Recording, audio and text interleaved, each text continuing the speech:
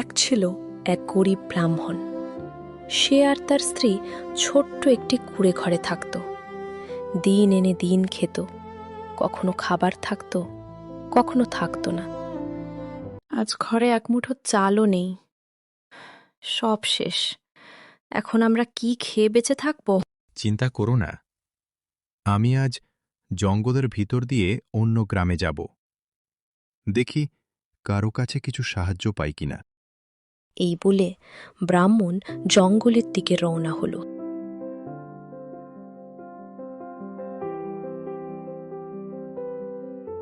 ব্রাহ্মণ জঙ্গলের ভিতর দিয়ে হাঁটতে লাগলো। চারদিকে নির্জনতা। হঠাৎ সে অদ্ভুত শব্দ শুনতে পেল। বাঁচাও, বাঁচাও, বাঁচাও! হে ব্রাহ্মণ, আমাকে বাঁচাও! আমি নদীর স্রোতে পড়ে গেছি, অনেকক্ষণ ধরে ভেসে আছি, আর পারছি না। দয়া করে আমাকে বাঁচাও! আমি কথা দিচ্ছি, আমি তোমার কোনো ক্ষতি করব না। হে ভগবান, আমি কি করব? ওকে বাঁচাবো নাকি নিজের জীবন বাঁচাবো? ঠিক আছে, দয়া করাই আমার ধর্ম। একটু অপেক্ষা করো, আমি জঙ্গল থেকে একটি লাঠি এনে তোমাকে তুলার ব্যবস্থা করছি। তারপর ব্রাহ্মণ জঙ্গল থেকে একটি লাঠি এনে তাকে নদীর পাড়ে তুলে তার জীবন বাঁচায়। কিন্তু বাঁচানোর সাথে সাথে এক নিমিষে যেন সব কিছু বদলে গেল। আমি অনেক ক্ষুধার্ত, এখন আমি তোমাকেই খাবো। কি বলছো? তুমি তো কথা দিয়েছিলে আমার কোনো ক্ষতি করবে না। এটা তো অন্যায়। জঙ্গলের নিয়ম, শক্তিশালী দুর্বলকে খায়। ঠিক আছে, কিন্তু তার আগে আমরা তিনজনের কাছে বিচার চাই। তারা যা বলবে তাই হবে। ঠিক আছে, এটাই তোমার শেষ ইচ্ছে।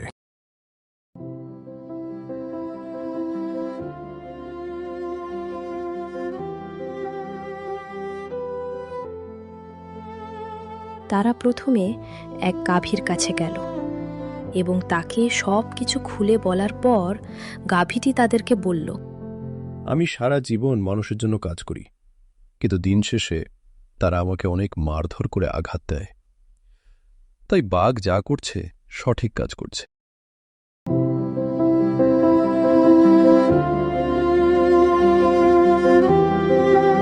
তারপর ব্রাহ্মণ ও শিয়াল একটি পাখির কাছে যায়, গিয়ে তাদের সব কথা খুলে বলে।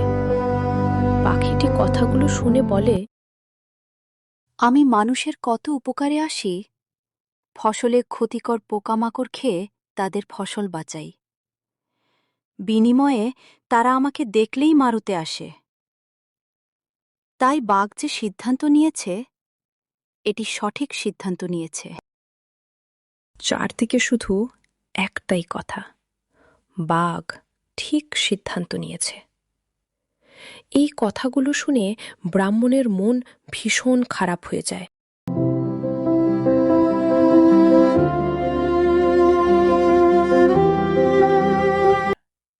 কেউই আমার কথা শুনল না।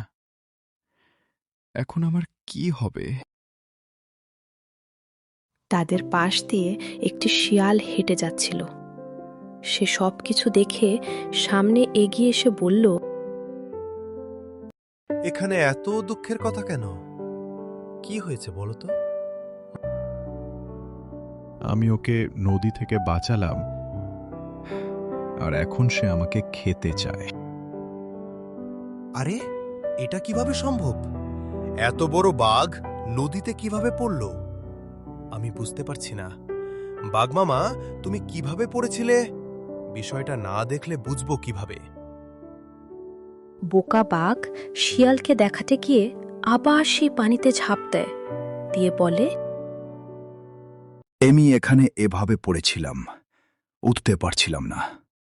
এখন আমাকে তোলো, আমি উঠে ব্রাহ্মণকে খাবো। পাগল নাকি? আবার তোমাকে তুলি? থাকো তুমি এইভাবে পড়ে। এখানে ডুবে মারা যাও তুমি, আর তুলব না তোমাকে।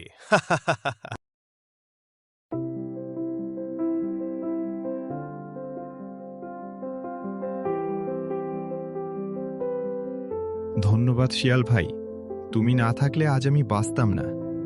আমাকে এই শয়তান বাঘটা খেয়েই ফেলতো। তোমাকে অনেক ধন্যবাদ।